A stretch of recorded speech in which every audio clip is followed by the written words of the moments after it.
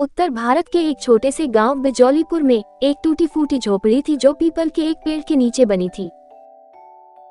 उसी झोपड़ी में रहती थी एक बुढ़िया चंपा दादी। चंपा दादी की उम्र अब 80 को पार कर चुकी थी। उसकी झुर्रीदार त्वचा, धंसी आंखें और कांपते हाथ उसकी उम्र की गवाही देते थे। पति को गुजरे 25 साल हो चुके थे और इकलौता बेटा शहर चला गया था, फिर कभी लौट कर नहीं आया। लोग कहते थे शायद वही कहीं खो गया या माँ को भूल गया। दादी के पास न कोई पेंशन थी, न जमीन, न घर। वो दिन भर गांव के मंदिर के पास बैठकर आने जाने वालों को बेटा रोटी मिल जाती क्या कहती और जो मिल जाता उसी से गुजारा करती। चंपा दादी भिखारिन नहीं थी, लेकिन हालात ने उसे हाथ फैलाने पर मजबूर कर दिया था।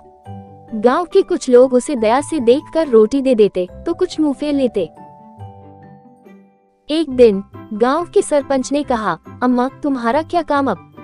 बेटा तो भाग गया, भगवान को प्यारी हो जाओ, तुम्हारी मुक्ति हो जाएगी। दादी ने आंसू पोंछे और कहा, मुक्ति तब होगी जब मैं किसी को बोझ न लगूं। उस दिन के बाद दादी ने मंदिर के बाहर बैठना छोड़ दिया और पीपल के नीचे बैठकर सूखी लकड़ियों से चूल्हा जलाने लगी। चंपा दादी को एक पुरानी रोटी सेंकने वाली थाली मिली थी जो गांव के एक घर से फेंकी गई थी। उसने मंदिर से मिले आटे की बची हुई पोटली से पहली रोटी बनाई, बस नमक और पानी से गूंथी गई। रोटी सेंकते ही उसकी खुशबू पूरे मोहल्ले में फैल गई। पास ही खेल रहे बच्चों ने दौड़कर पूछा, दादी रोटी दोगी? दादी ने प्यार से आधी आधी रोटियां सबको बांट दी। अगले दिन बच्चों ने अपने घर से थोड़ा थोड़ा आटा लाकर दादी को दिया और दादी ने फिर से रोटियां बनाई। बच्चों के लिए ये किसी मेले जैसा था और दादी के लिए यह एक नया उद्देश्य। धीरे धीरे उसकी दादी की रोटियां पूरे गांव में मशहूर हो गईं।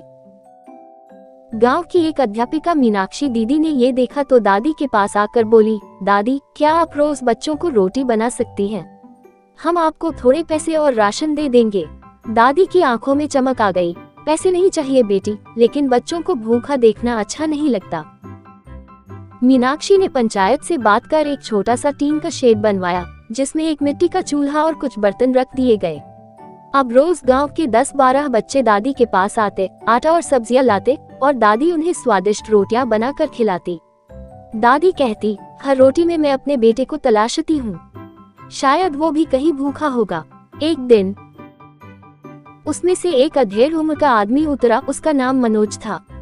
वह दादी का बेटा था जो सालों पहले नौकरी की तलाश में गया था, लेकिन फिर हालात और आत्मग्लानि के चलते लौट न सका। वह शहर में अब सफल व्यापारी था, लेकिन माँ की याद हमेशा सताती थी।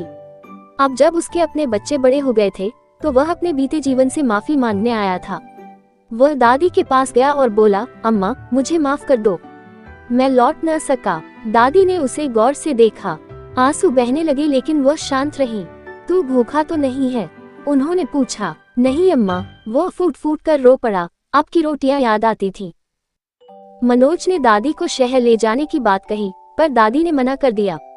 मैं अब यही की हो गई हूँ बेटा, लेकिन तू चाहता है तो यही मेरे साथ रोटियां बांट। मनोज ने गांव में एक दादी की रसोई नाम की संस्था शुरू की, जिसमें अब गांव की विधवाएं, बूढ़ी महिलाएं और बेसहारा बच्चे साथ मिलकर खाना बनाते और खाते। गांव की बेटियां सिलाई सीखती, बेटे खेती बाड़ी के साथ साथ रसोई का काम भी करते। अब दादी की रोटियां सिर्फ भोजन नहीं, बल्कि सम्मान, अपनापन और आत्मनिर्भरता की पहचान बन चुकी थी। एक दिन दादी ने अपने चूल्हे पर आखिरी रोटी बनाई, बच्चों को खिलाया, सबको आशीर्वाद दिया और पीपल के पेड़ के नीचे बैठकर चुपचाप आंखें मूंद लीं। गांव भर के लोग रो पड़े, मगर उनकी रोटियों की खुशबू अब भी गांव के कोने कोने में फैली हुई थी। शिक्षा, असली भूख पेट की नहीं, प्रेम और आत्मसम्मान की होती है। जो दूसरों का पेट भरता है वही सच्चा अमीर होता है। गर्मी की छुट्टियों का खजाना। शहर के एक बड़े स्कूल में कक्षा 5 का छात्र अर्जुन गर्मी की छुट्टियों का बेसब्री से इंतजार कर रहा था।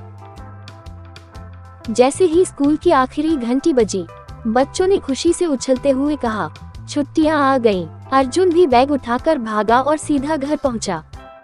माँ ने मुस्कुराकर कहा, बेटा तैयार हो जा, कल हम दादी के गांव जा रहे हैं, गंगापुर। अर्जुन खुशी से झूम उठा। वह पिछले 2 साल से गांव नहीं गया था। उसे तालाब में नहाना, आम के पेड़ पर चढ़ना और गांव के बच्चों के साथ मिट्टी में खेलना बहुत पसंद था। अगली सुबह जल्दी उठकर अर्जुन ने बैग तैयार किया।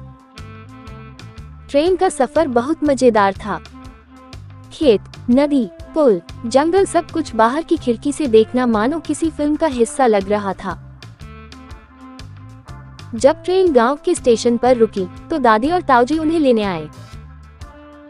बैलगाड़ी में बैठकर वे गांव पहुंचे। गांव की मिट्टी की सोंधी खुशबू ने अर्जुन को जैसे जादू में बांध लिया। गांव में पहुंचते ही सबने अर्जुन को घेर लिया। अर्जुन भैया शहर से आए हैं, बच्चे चिल्लाने लगे। दादी ने उसे गले लगाया और कहा, मेरे लाडले को देखो कितना लंबा हो गया है।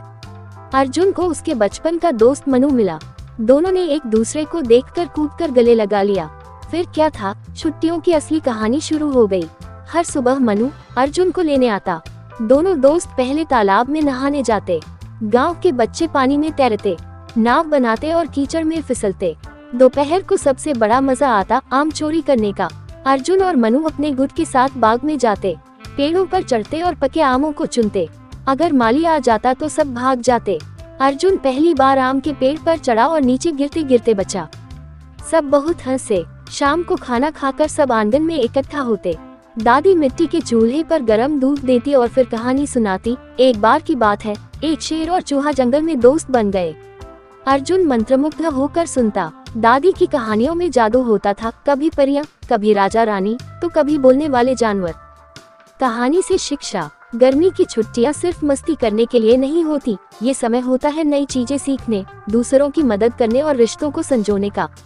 गांव की सादगी, दोस्ती और परिवार का प्यार असली खजाना होते हैं।